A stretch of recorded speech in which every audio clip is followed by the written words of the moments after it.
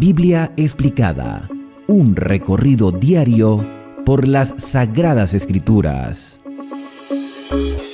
Hoy tenemos la bendición del cielo y abrimos con toda libertad las Sagradas Escrituras para continuar nuestro estudio sistemático con el capítulo número 15 del libro de Apocalipsis. Estamos en la cuarta visión. Apocalipsis tiene 4 visiones que presentan el mismo periodo de tiempo porque son acontecimientos que tienen un significado en la historia. Las 7 iglesias, los 7 sellos, las 7 trompetas y el conflicto cósmico entre el bien y el mal, cada uno con su enfoque, donde Cristo es el centro del mensaje.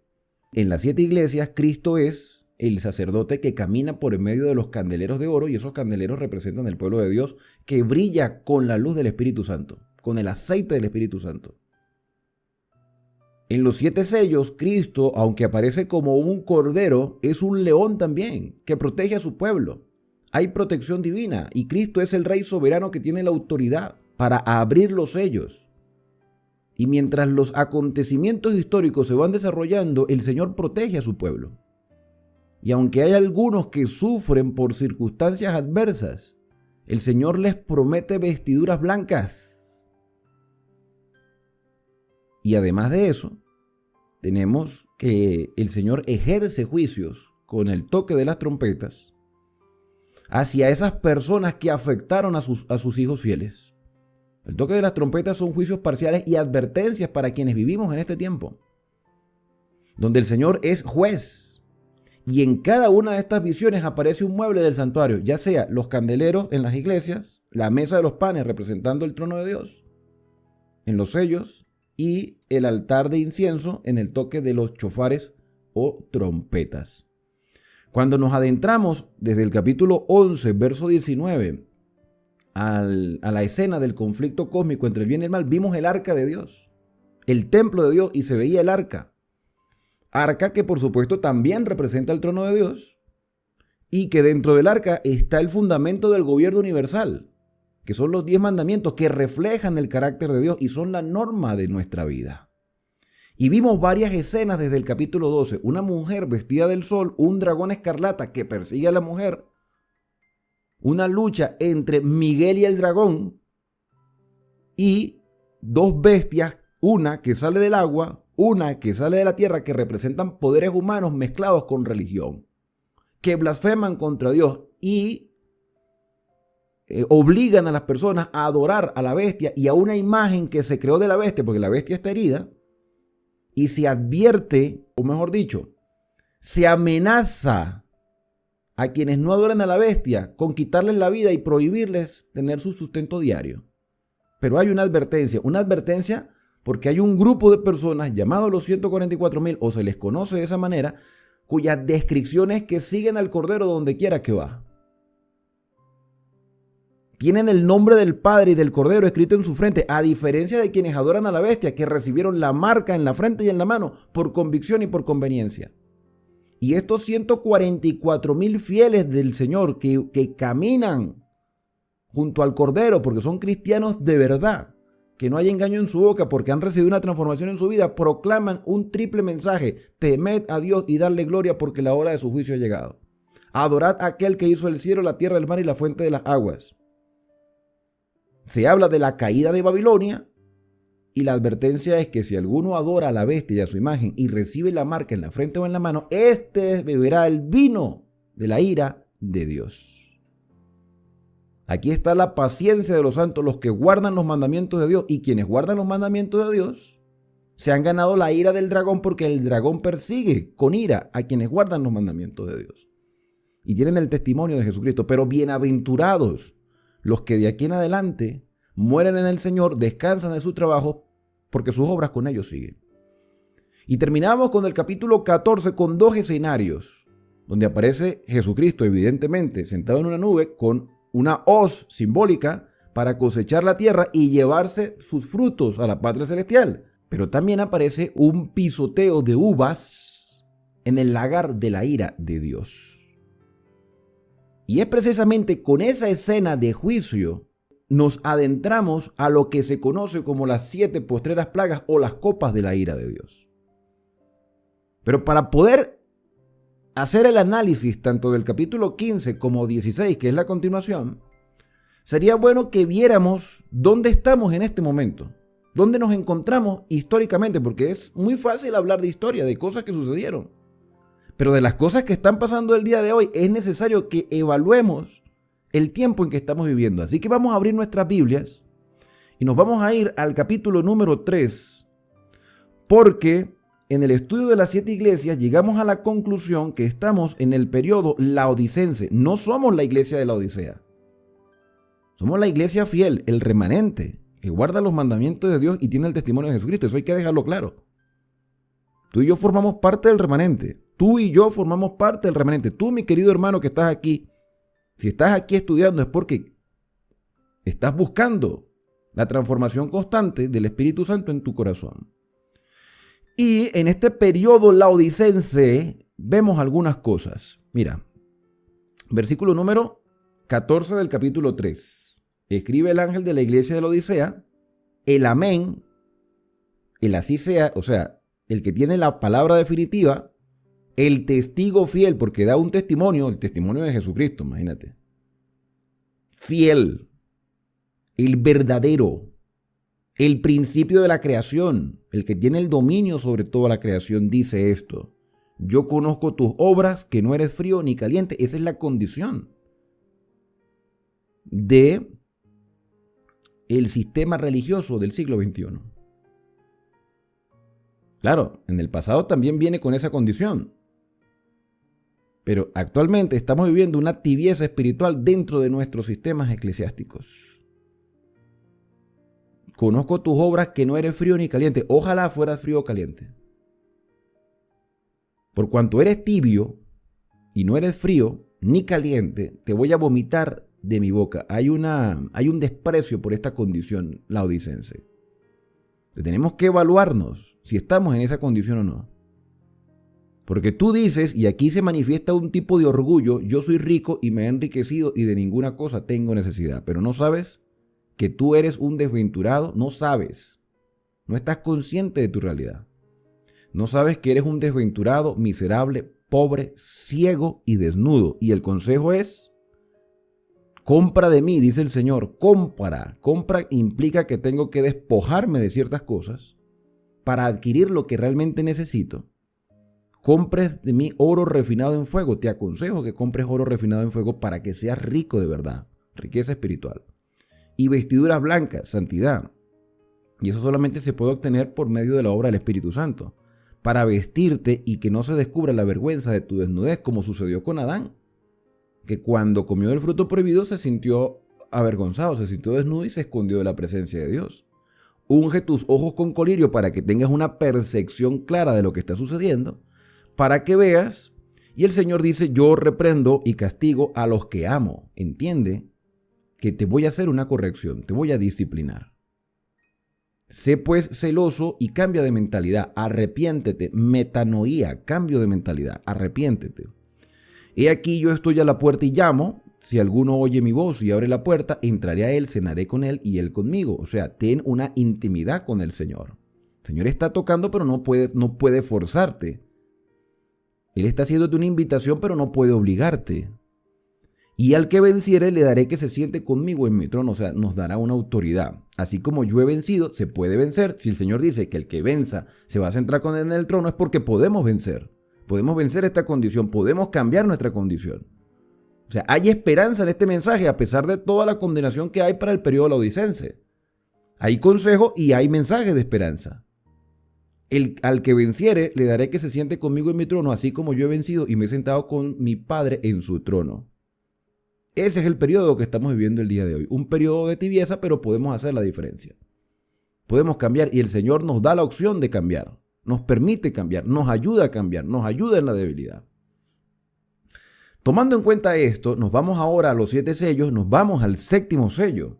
En el capítulo número 8, en el versículo número 1, encontramos la apertura del 7º sello, donde hay un silencio en el cielo como aproximadamente de media hora. llegamos a la conclusión que esta es una obra de intercesión que el Señor está haciendo.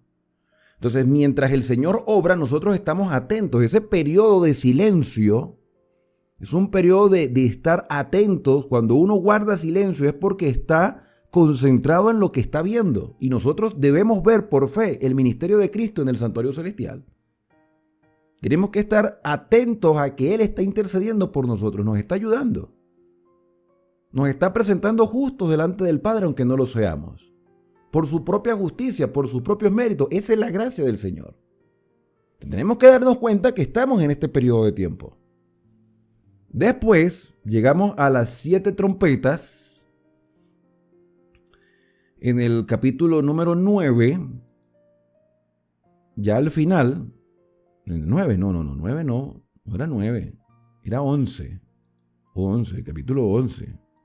Sí decía, no estaba tan cerca. Entonces llegamos al capítulo 11, al toque de la 7ª trompeta. Mira. El 7º ángel tocó la trompeta, hubo grandes voces en el cielo. Después de ese silencio, hay una manifestación de alegría por la obra que el Señor está haciendo. Y dentro de esta manifestación de alegría, un clamor que dice, los reinos del mundo han venido a ser de nuestro Dios. Han llegado a ser de nuestro Dios. El Señor ha recuperado lo que se había perdido a causa del pecado.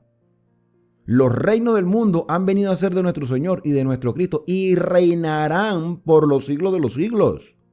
Los 24 ancianos que estaban sentados delante de Dios en sus tronos se postraron sobre sus rostros y adoraron a Dios por lo que ha hecho, que es lo que deberíamos estar haciendo nosotros el día de hoy también. Te damos gracias, que es lo que deberíamos nosotros estar expresando hoy. Dar gracias al Señor Dios Todopoderoso, el que es, el que era, el que has de venir, el que no tiene límite de tiempo ni espacio, y el que vendrá, que es nuestro más grande anhelo, porque has tomado tu gran poder y has reinado. Y se airaron las naciones, evidentemente porque la mayoría de los habitantes de este mundo han despreciado este mensaje, no se han dado cuenta de su condición, se airan las naciones, tu ira ha venido y el tiempo de juzgar a los muertos, de dar galardón a los siervos, los profetas, a los santos y a los que temen tu nombre, a los pequeños y a los grandes, y a destruir a los que destruyen la tierra. Escena de juicio, pero también de esperanza. Y es allí donde entonces se ve el templo de Dios abierto en el cielo, se ve el arca del pacto donde están los mandamientos del Señor escritos con su propio dedo, porque son el fundamento del gobierno universal y son la norma del carácter. Y dice, hubo relámpagos, voces, truenos, terremoto, grande granizo. ¿Okay? Entonces yo pienso que estamos en estos periodos. Periodo laodicense, estamos en el periodo de la intercesión de Cristo con el 7º sello y estamos en el toque de la 7ª trompeta. Ahí estamos, ahí nos encontramos en ese momento. Como nos encontramos en ese momento, entonces necesitamos hacerle zoom, necesitamos ampliar el escenario para ver algunos otros detalles, no solo de lo que está sucediendo, sino de lo que sucederá, de lo que vendrá y cómo el Señor nos protege en las cosas que están por venir. Entonces, si el templo de Dios se abre y se nos da paso para entrar confiadamente al trono de la gracia, es porque tenemos que estar en consonancia con la voluntad del Señor. Y ahí es donde se presenta la advertencia del tercer ángel, Apocalipsis 14. Fíjate lo que dice.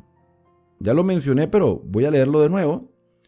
Dice el tercer ángel, estamos en eventos del fin. El tercer ángel da una advertencia a gran voz para que todo el mundo la escuche. Si alguno adora a la bestia y a su imagen y recibe la marca en su frente o en su mano, o sea, por convicción o por conveniencia, que la mayoría parece que es por conveniencia, él también beberá el vino de la ira de Dios. Beberá el vino de la ira de Dios, que es lo que en realidad narra el capítulo 15 y 16 de Apocalipsis. El vino de la ira de Dios. Entonces vamos a ampliar el escenario, porque se nos está advirtiendo que si recibimos la marca de la bestia, beberemos el vino de la ira de Dios. O quienes acepten por conveniencia o por convicción la marca de la bestia, que es llevarle la contraria a Dios o desobedecer abiertamente sus mandamientos, entonces esta persona será atormentada con fuego y azufre delante de los santos ángeles y el Cordero, que el Cordero hizo todo lo posible por salvarlos. Y el humo de su tormento sube por los siglos de los siglos y no tienen reposo, porque despreciaron el reposo del Señor. no tienen reposo los que adoran a la bestia, ni nadie que reciba la marca de su nombre. Aquí está la paciencia, la perseverancia de los santos, los que guardan los mandamientos de Dios y tienen el testimonio de Jesús. Y terminaba, como les dije al principio, terminaba el capítulo 14 diciendo que salió del altar otro ángel que tenía poder sobre el fuego, que para mí este es el Espíritu Santo, el ángel que tiene poder sobre el fuego, y llamó a gran voz al que tenía la hoz aguda, que para mí es Cristo, diciendo: mete la hoz aguda y vendimia los racimos de la tierra, porque sus uvas están maduras. Y el ángel arrojó la hoz en la tierra y vendimió la viña de la tierra, las uvas, y las echó en el gran lagar de la ira de Dios. El gran lagar de la ira de Dios. Tú sabes que se relaciona la uva y el jugo de la uva o el vino se relaciona con la obra de redención de Cristo, el sacrificio de Cristo. Cuando Jesús le dice al Padre en oración en el huerto de Getsemaní: Padre, si es posible, pase de mí esta copa, porque el Señor estaba bebiendo nuestro juicio, estaba recibiendo nuestro juicio, estaba recibiendo nuestros pecados. Entonces, cuando yo acepto por fe la justicia de Cristo, mis pecados son perdonados porque Él porta mis pecados. Ahora, cuando yo rechazo la justicia de Cristo, yo debo morir por mis pecados. Y es lo que va a pasar a este grupo de personas que despreció la bendición del Señor, despreció la salvación del Señor, despreció el sacrificio del Señor. Entonces, esas personas obstinadas que se mantuvieron en ese periodo laodicense de tibieza, aunque pueden ser que eran religiosos y que no estaban prestándole atención a la obra del ministerio de Cristo en el santuario, y que no escucharon el toque de la trompeta para poder cambiar sus pensamientos y entender que el Señor quería lo mejor para ellos, entonces van a tener que ser vendimiados, pisoteados en el lagar de la ira de Dios. Y fue pisado el lagar fuera de la ciudad porque no merecen estar dentro de la ciudad. ¿Y cuál ciudad? ¿De qué ciudad estamos hablando? De la Jerusalén, la nueva Jerusalén que ha de descender del cielo. Entonces salimos del santuario para entrar a la nueva Jerusalén. Y quienes estén fuera de la nueva Jerusalén serán pisados en el lagar de la ira de Dios. Y ampliando entonces esto, llegamos al capítulo número 15. En el capítulo 15 nosotros vamos a ver una escena de adoración. En todo esto hay una escena de adoración, una escena de agradecimiento a Dios por la salvación, que lamentablemente muchos despreciaron, pero tú y yo no la estamos despreciando, la estamos aceptando, por eso estamos aquí. Entonces, vamos a ampliar esta última parte, este último escenario, dentro del periodo laodicense, dentro de la apertura del sexto sello, dentro del toque de la séptima trompeta, porque el santuario de Dios está abierto y los ángeles están advirtiendo a que no adoremos a la bestia ni a su imagen, sino que recibamos el sello del Dios vivo y seamos como los 144,000 fieles en obediencia a los mandamientos de Dios. Vemos una señal de adoración, dice: señal grande y admirable. 7 ángeles que tenían las 7 plagas postreras, porque en ellas se consumará la ira de Dios mencionada al final del capítulo 14. Las plagas hacen alusión o nos recuerdan lo que sucedió en Egipto por el obstinado corazón de Faraón. ¿Tú crees que Dios quería castigar a Faraón? A veces cuando leemos, no, es que Dios endureció el corazón del Faraón. Yo lo expliqué cuando estudiamos Éxodo. Y cuando llegamos a Samuel, cuando Samuel le dice al pueblo: no endurezcáis vuestros corazones, como lo hizo el Faraón. No fue que Dios provocó el endurecimiento del corazón del Faraón. Es que la actitud de Dios, la obra de Dios endurecía el corazón del Faraón, porque el Faraón se creía que era un Dios. Entonces, cuando se habla de un Dios invisible, donde Moisés viene después de 40 años de ausencia, aparece en Egipto exigiéndole al Faraón que libera al pueblo de Israel de su esclavitud, el Faraón dice: ¿quién es ese Dios? Yo no conozco a ese Dios. Dios soy yo. Se endurece. La actitud de Dios, el llamado de Dios, que Dios tiene la autoridad para hacer de todo. Pero fíjate que Él actúa esperando que el ser humano responda a su llamado. Dios podía obligar a Faraón, pero no lo obligó, lo llamó. Le hizo una invitación a dejar salir a su pueblo. Y por supuesto, eso también era una invitación salvífica para él, Porque Dios también quería la salvación de Faraón, como quiso la salvación del Faraón que sí conoció a José. Como quiso la salvación de Nabucodonosor e hizo todo lo posible para que Nabucodonosor se arrepintiera. Y se arrepintió.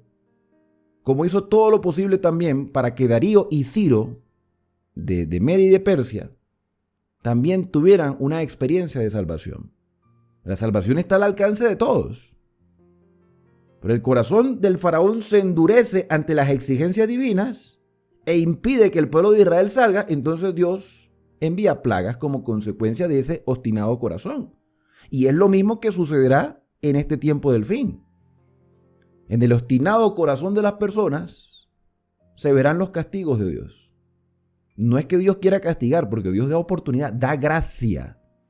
Pero la gracia se desprecia como aquellos que despreciaron las oportunidades que el Señor les dio antes del diluvio. Durante 120 años Noé predicó mientras construía el arca. ¿Y qué pasó con las personas? Se burlaban de Noé y no quisieron entrar al arca, y sus propias decisiones lo llevaron a la condenación.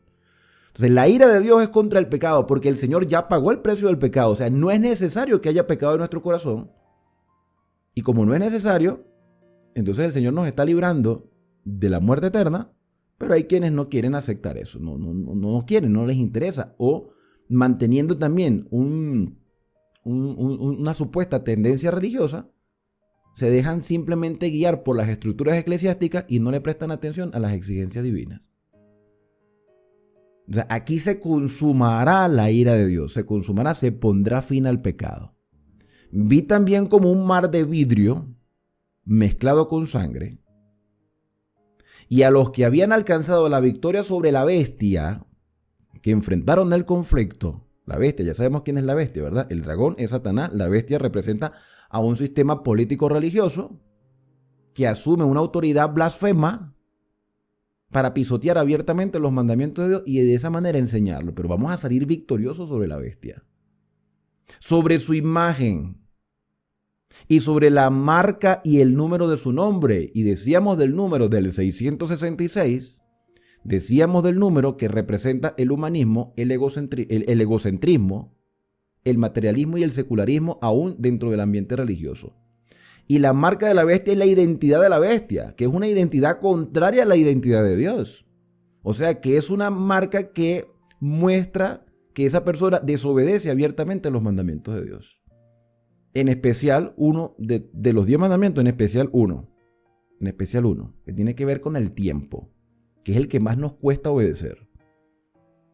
Entonces, dice aquí que se vieron estas personas que alcanzaron la victoria sobre la bestia y estaba en pie sobre el mar de vidrio, estos victoriosos que tenían arpas de Dios, instrumentos de adoración. Cantaban, estaban adorando a Dios como lo hizo el pueblo de Israel cuando salió libre de la esclavitud de Egipto. Lograron la victoria gracias porque el Señor les ayudó y cruzaron el Mar Rojo. Y cantaron cuando llegaron allí, y es precisamente de eso de lo que habla el versículo 3. Estos victoriosos sobre la bestia, gracias a que el Señor les ayudó, cantaban el cántico de Moisés, que es el cántico de la liberación. Es el cántico de la victoria. Como aparece por allí un canto en YouTube, el himno de victoria. Cuando tú estés frente al mar y lo tengas que atravesar, llama a ese hombre por fe, solo él abre el mar. Hermano, no tengas temor si detrás viene el faraón. Al otro lado tú estarás y allí cantarás el himno de victoria. Bueno, este es el himno de victoria. El cántico de Moisés, el cántico de la liberación. Nosotros fuimos liberados de la esclavitud del pecado. Satanás nos quiere arrastrar de nuevo al pecado, pero el Señor nos hace cruzar el mar.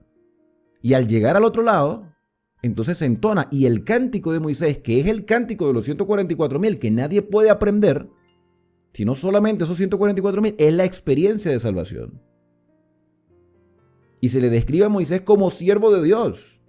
Y es interesante que se hable de Moisés cuando fue Moisés el que recibió las exigencias divinas escritas en tablas de piedra. Y fue Moisés quien recibió la orden de construir el santuario para mostrar simbólicamente el plan de salvación de Dios. Y no solamente es el cántico de Moisés, es el cántico del Cordero, y el Cordero es Cristo. Y si Moisés recibe en tablas de piedra los 10 mandamientos y la orden para construir el santuario y a Cristo se le describe como Cordero, es porque en sí no son las exigencias de Moisés, sino que son las exigencias divinas. Es el cántico de la victoria en Cristo, el cántico de la victoria habiendo sido obedientes a los requerimientos divinos. Y estos victoriosos dicen: grandes y maravillosas son tus obras, Señor. Todo lo que tú has hecho era lo que tenía que haberse hecho. No hay objeción a las decisiones divinas. Señor Dios Todopoderoso, justos y verdaderos son tus caminos. Lo que tú nos exigías, lo que tú nos mostrabas, lo que tú nos pedías, eso era lo correcto, Señor. Y estamos aquí gracias a ti, Rey de los santos. Esto es una muestra de agradecimiento, hermano. Esto es como cuando nosotros estemos en el reino de los cielos. Nosotros lo que vamos a decir es: gracias, Señor, estamos aquí por ti. Gracias, estamos aquí por ti, Señor. ¿Quién no te temerá? Es una pregunta, ¿no? Y es una pregunta muy interesante porque, claro, como estas personas ya lograron la victoria, se preguntan cómo alguien puede rechazar lo que el Señor ha hecho. ¿Cómo alguien puede desobedecer abiertamente sabiendo que el Señor ha sido bueno con ellos? Y es una pregunta. ¿Quién no te temerá, Señor? O sea, ¿quién se atreverá? Faraón se atrevió. Faraón se atrevió. Y se han atrevido muchas personas a lo largo de la historia. Y hoy, siglo XXI, hay muchos, incluso siendo religiosos, se atreven a no respetar al Señor. Recuerden el mensaje del primer ángel: temed a Dios y dadle gloria. ¿Quién no te temerá? Pero déjenme decirles que hay millones de personas, incluso dentro de iglesias, que no respetan al Señor. No lo respetan. Lo proyectan erróneamente. Las religiones se han vuelto un negocio para el beneficio personal de quienes dirigen. Entonces no hay respeto a Dios. No hay obediencia a Dios. Y estos redimidos, victoriosos, que han pasado por circunstancias adversas, que han tenido que perder muchas cosas a causa de su fe, y que se dieron cuenta que todas esas cosas no valían nada, viéndose ahora salvos, porque es una proyección a futuro. O sea, este escenario es una proyección de futuro. Aquí estamos viendo a los salvos, con el resultado final. Cuando uno, por ejemplo, hace una carrera profesional y tiene que trasnocharse, tiene que invertir dinero, tiempo, muchas veces sin comer bien, o sea, se esfuerza bastante por lograr un título profesional. Cuando llega el momento de la graduación, todos esos sacrificios se olvidaron. Y hay una exclamación que dice: valió la pena. Valió la pena haber llegado hasta aquí. Bueno, esto es prácticamente lo que están diciendo los redimidos. Todo lo que nosotros dejamos, todo lo que tuvimos por pérdida, valió la pena. Estamos aquí, Señor, gracias a ti. No entendemos cómo alguien no puede respetarte, oh Señor.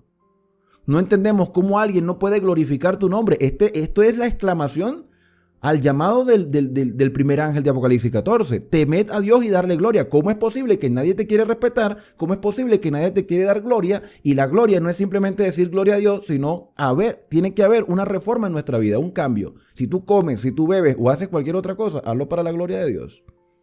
Solo tú, Señor, eres santo. Por lo cual todas las naciones vendrán y te adorarán, que sería lo correcto, sería lo lógico. Que todas las naciones adoren al Señor porque tus juicios se han manifestado.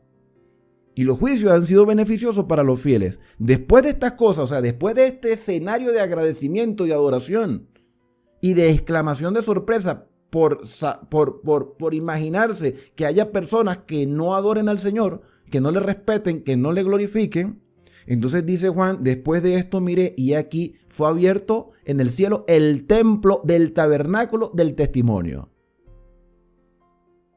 O sea, el santuario celestial que está abierto, dice, allí sigue abierto, está abierto.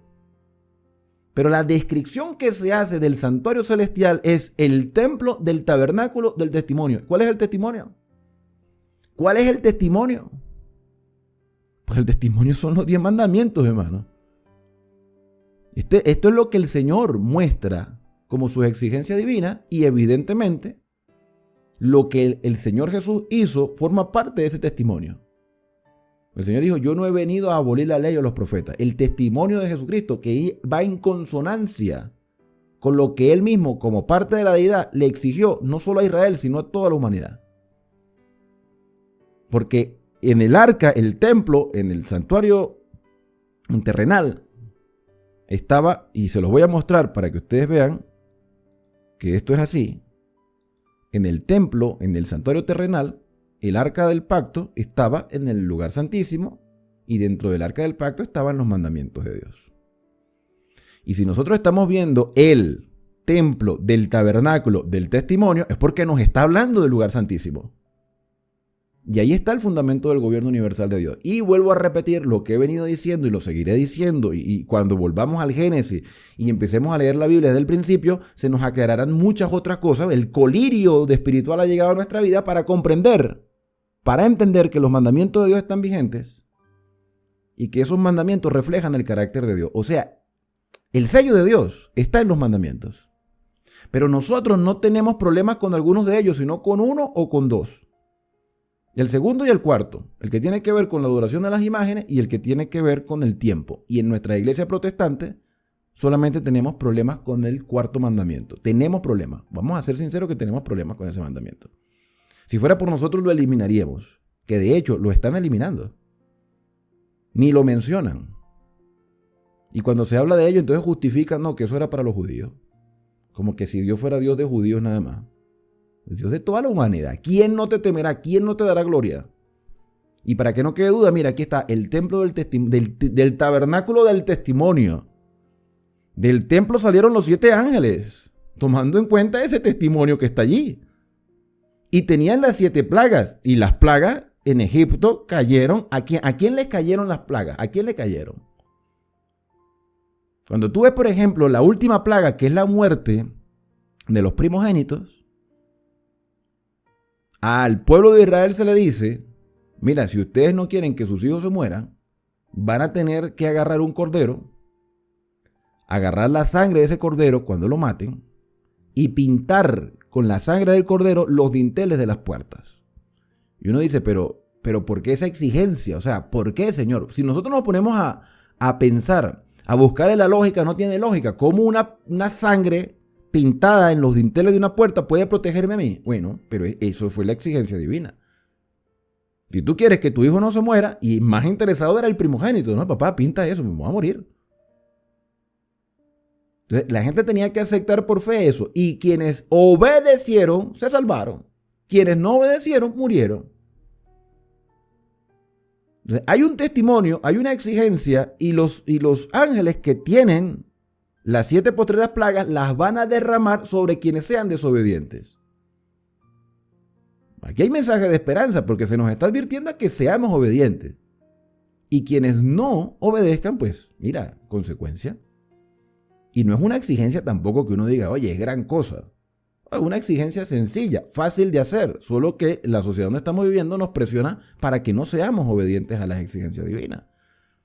Porque ¿qué le costaba a esa gente en Israel agarrar un poquito de sangre y pintar los dinteles de la puerta? No costaba nada, era simplemente pintar ya. ¿Y por qué nos cuesta a nosotros ser tan obedientes a algo tan sencillo como es descansar? ¿Por qué? ¿Por qué? O sea, imagínate, estamos molestos porque Dios nos permite descansar. Imagínate tú. Hasta dónde hemos llegado. Y entonces estos ángeles que tenían las 7 postreras plagas estaban vestidos de lino limpio, resplandecientes, santos por supuesto, ceñidos alrededor del pecho con cinto de oro como representantes de Cristo.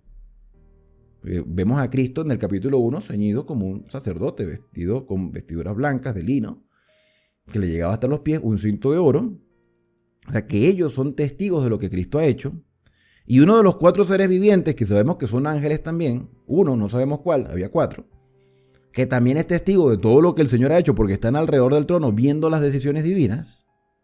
Uno de los 4 seres vivientes dio a los 7 ángeles 7 copas de oro llenas de la ira de Dios. Y la ira de Dios es contra el pecado. Porque la ira de Dios cayó sobre Cristo en Getsemaní y en la cruz.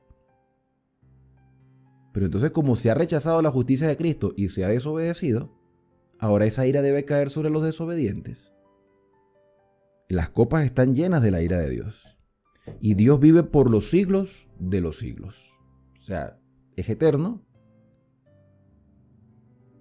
Nosotros no somos eternos. Él nos está dando la oportunidad de recibir eternidad, pero la estamos despreciando. Y el templo se llenó de humo por la gloria de Dios, por su poder, y nadie podía entrar en el templo hasta que se hubiesen cumplido las 7 plagas de los 7 ángeles. ¿Por qué nadie podía entrar en el templo? Primero se nos da una invitación a entrar, pero ahora ya nadie puede entrar. Los que están adentro se quedaron adentro. Los que están afuera ya no pueden entrar. Muchas veces se ha hablado de la intercesión del sumo sacerdote en el santuario celestial, donde solamente podía entrar el sumo sacerdote. Pero recuerden que Pedro llegó a decir en una de sus cartas: el Señor nos ha hecho reyes y sacerdotes. Y Pablo, en la carta a los Hebreos, nos dijo: acerquémonos confiadamente al trono de la gracia. Lo que quiere decir que esto que aparece en el versículo número 8 de Apocalipsis 15 es el fin del tiempo de gracia. El fin del tiempo de gracia. El que entró, entró. Y entró a obedecer. Y entró aceptando las decisiones de Dios. Aceptando la justicia divina. Aceptando las exigencias divinas. El que entró, entró voluntariamente porque aceptó la invitación. El Señor tocó, se abrió la puerta, le dejamos entrar y Él nos permitió entrar a la presencia del Padre. El que entró, entró. El que no quiso entrar, ya no va a entrar más. Nosotros de manera espiritual necesitamos acercarnos al trono de la gracia. Y acercarnos al trono de la gracia implica aceptar las decisiones divinas y las exigencias divinas. Y las bendiciones que el Señor derrama sobre nosotros. Pero aquí está diciendo: mira, esto se acabó. Las plagas van a caer. Y van a caer sobre los desobedientes. El que esté o el que se haya refugiado en el Señor, no se preocupe por eso. Va a estar protegido como estuvieron protegidos los israelitas en Egipto cuando cayó la plaga de la muerte de los primogénitos. Y lo demostraron obedeciendo, pintando con sangre los dinteles de las puertas. Ahora nosotros debemos demostrar que estamos dentro de la presencia del Señor obedeciendo sus mandamientos. Entonces yo no entiendo, y esto es lo que tampoco entienden los que lograron la victoria. ¿Cómo es que alguien no te respeta, Señor? ¿Cómo es que alguien dice creer en ti y no te obedece? No se entiende. Si tú quieres estar delante de la presencia del Señor, no quieres obedecer. Principalmente uno de los mandamientos. Uno solito. Hay uno que es pero es que la gente no lo quiere ver ni en pintura. Yo no entiendo si es una bendición del cielo. Entonces aquí, para mí, este es el fin del tiempo de gracia. El que entró, entró. El que no quiso entrar, afuera se quedó y asuma su responsabilidad. Y con la tristeza del corazón de Dios, va a tener que derramar su ira sobre los obstinados corazones de las personas que rechazaron por tanto tiempo esa obra de salvación. Mis queridos hermanos, al hacer el análisis de este corto capítulo, podemos entender que el Señor hoy nos está advirtiendo para que no sigamos desaprovechando la realidad que estamos viviendo. ¿Y qué estamos viviendo el día de hoy? Estamos viviendo todavía el tiempo de la gracia. Esto es una advertencia de futuro. El Señor nos está diciendo lo que va a pasar en el futuro. Pero nos está diciendo que hoy tenemos que tomar una decisión. Hoy estamos en el tiempo de gracia, un tiempo de gracia que llegará a su final. Que de hecho hay un libro que se lo quiero recomendar de uno de mis autores favoritos. Me gusta cómo toca el tema, bien ilustrado, bien sencillo de entender, el fin del tiempo de gracia. Del doctor Marvin Moore. Tú lo ves, un libro grueso, pero te lo puedes leer en una semana tranquilamente. O antes, dependiendo cómo sea tu hábito de lectura. El tiempo de gracia todavía está presente. Todavía no ha llegado a su fin. Hoy yo no puedo entender por qué muchas personas siguen tratando de justificar la desobediencia a los mandamientos, pensando que cuando Cristo vino a morir en la cruz, vino a abolir esos mandamientos. Entonces, ¿dónde está el nuevo nacimiento? ¿Dónde está el cambio de vida? ¿Dónde está la norma de vida? O sea, ¿qué le vamos a mostrar al mundo de diferente si no hay una norma de conducta? Que de hecho los 10 mandamientos son el carácter de Dios. Son el sello de Dios. Y ese sello debe estar aquí, en nuestra frente. Y el único que nos va a convencer a recibir ese sello de Dios es el Espíritu Santo. Por eso es que el Señor Jesucristo dijo: el que no nace de agua ni de espíritu. No puede ver el reino de Dios, no puede entrar en el reino de Dios. Necesitamos nacer de agua, o sea, el bautismo de agua, pero también el bautismo del Espíritu Santo, que es convencernos de pecado, de justicia y de juicio, y el pecado es transgresión de la ley. Y el que sabe hacer lo bueno y no lo hace, le es pecado. Hoy, mi querido hermano, tú puedes estar bautizado en agua, y si no lo has hecho, te invito a que lo hagas. Puedes bautizarte. Bautízate. Limpia tus pecados, acepta por fe la justicia divina y permítele al Espíritu Santo todos los días transformar tu mente y tu corazón. Cuando nos dejamos dirigir por el Espíritu Santo y aprovechamos el tiempo de gracia que todavía está presente, nuestra fe se fortalece y podemos vivir con esperanza hasta el día en que Cristo venga a buscarnos.